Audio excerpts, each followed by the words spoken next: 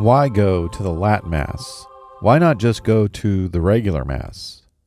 This is what I hear a lot from friends and family, both Catholic and Protestant. People who can't understand why I would choose to go to a, quote, church service in a language other than my native tongue. And I know I'm not the best person to address this. There are plenty better than me, so I'm just going to give you my perspective. Now, before we get into this, I want to address something, because invariably somebody is going to say in the comments that the Novus Ordo can be done ad orientem with bells, communion on the tongue, without Eucharistic ministers or altar girls, and in Latin. And while this is technically true, practically it isn't, at least not in America to any degree that such a response should be taken seriously. So when I say the Latin Mass, I mean the Mass according to the 1962 Missal or earlier, and according to Quo Primum. Because this unicorn, ultra-reverent Novus Ordo Mass with no liturgical abuses done in Latin does not exist to any degree that it deserves to be included in the phrase, the Latin Mass. And it's quite frankly silly that people keep bringing it up. The fact of the matter is, Sacramental Concilium does not call for the Mass to be in Latin, as many people think. It does, but then it gives permission for it not to be. Here is what the document says on the matter. Particular law remaining in force, the use of the Latin language is to be preserved in the Latin rites. But since this use of the mother tongue, whether in the Mass, the administration of the sacraments, or other parts of the liturgy, frequently may be of great advantage to the people, the limits of its employ may be extended. These norms being observed, it is for the competent terrestrial ecclesiastical authorities mentioned in Article 22.2 to decide whether and to what extent the vernacular language is to be used. Their decrees are to be approved, that is, confirmed by the Apostolic See. And whenever it is to be called for, this authority is to consult with bishops of the neighboring regions which have the same language. Translations from the Latin text into the mother tongue intended for the use in the liturgy must be approved by the competent terrestrial ecclesiastical authority mentioned above. The text says that the amount of the vernacular or mother tongue to be used is to be determined by the authorities mentioned in Article 22.2. So who is that? 22.2. In virtue of power conceded by the law, the regulation of the liturgy within certain defined limits belongs also to various kinds of competent terrestrial bodies of bishops legitimately established. In other words, the local bishops.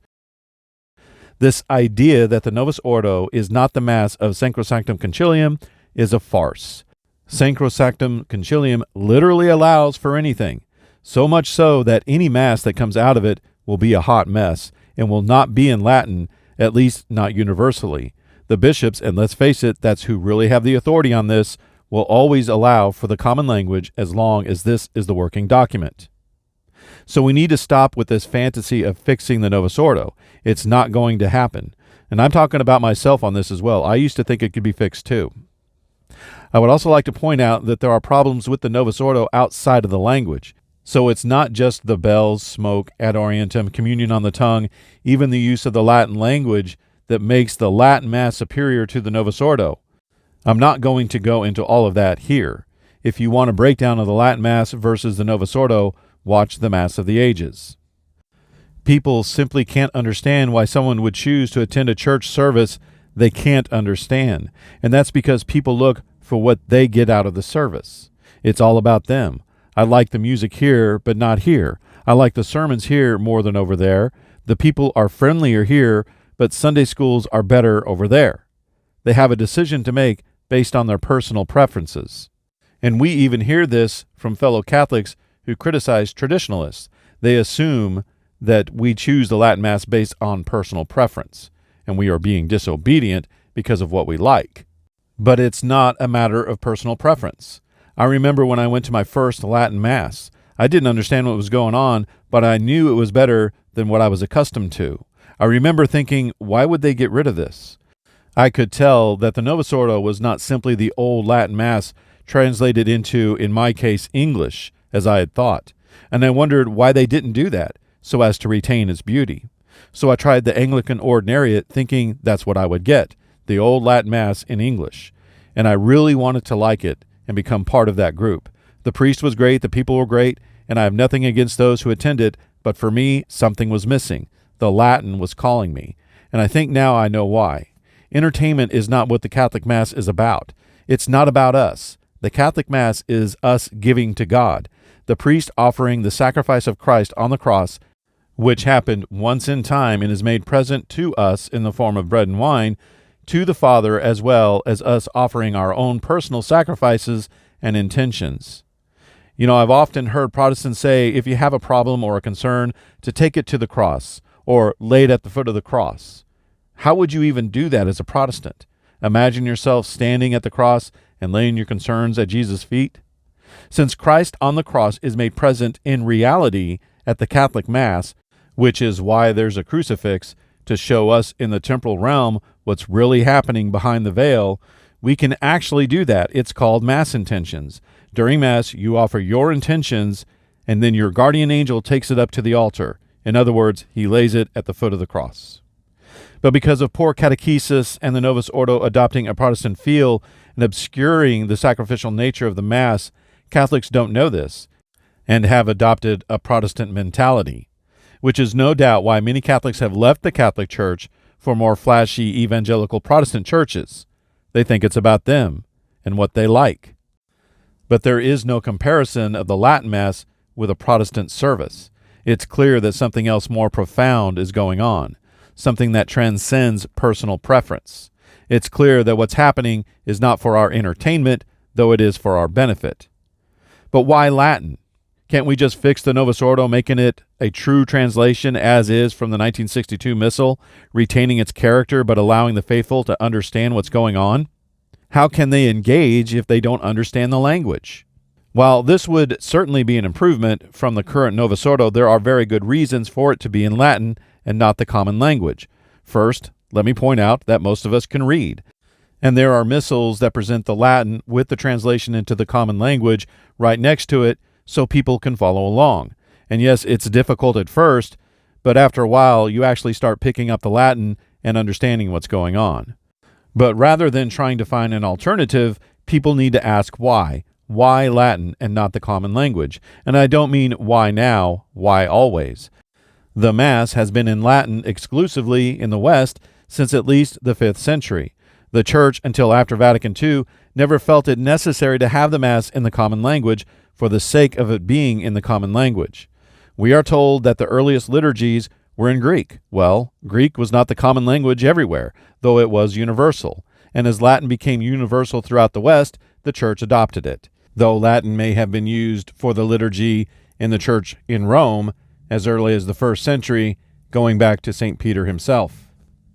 It makes sense for everything to be in one language because words matter, especially when it comes to the validity of sacraments. For a sacrament to be valid, it takes proper matter, form, and intent. The form usually means the words that are spoken, or at least includes it. In other words, speak the wrong words and you have no sacrament. If everything is in one language, then we know the sacraments are valid. Translate everything into 100 different languages and we're going to run into problems. We saw this with the first English translation of the Novus Ordo when all the priests in the English-speaking world said, "for you and for all," instead of "for you and for many," which may have caused all the Masses said in English for all those decades to be invalid. That's not me saying that. That was theological and liturgical experts saying it at the time. According to Father Hess, the language of the common people in Papua New Guinea has no word for the Holy Spirit. So how are you going to validly baptize someone in that language when you can't say the Holy Spirit? You can't. And as we know, it does matter.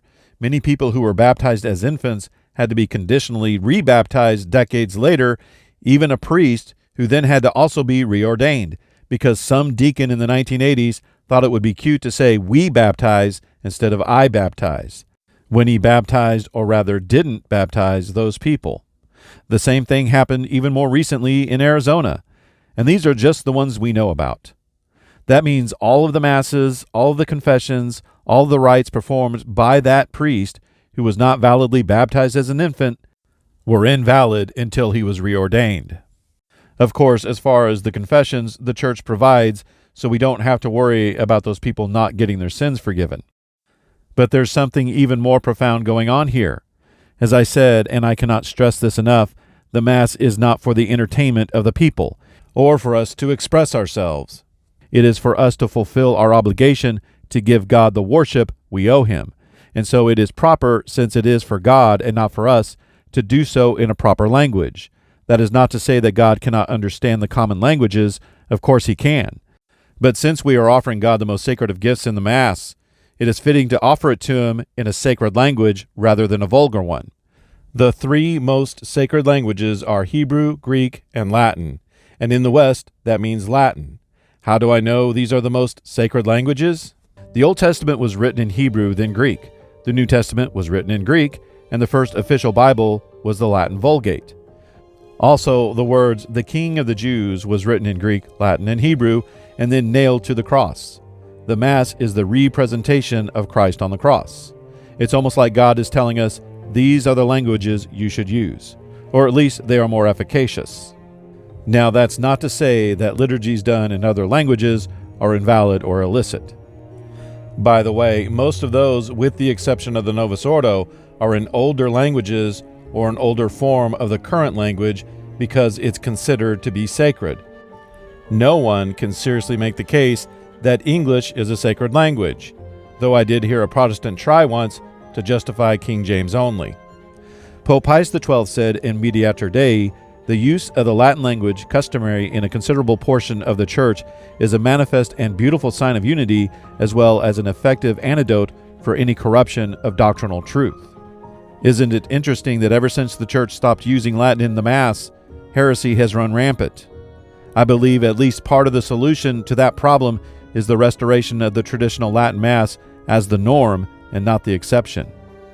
Many who are involved in Catholic exorcism say that the use of Latin instead of the common language in the prayers and commands is more efficacious.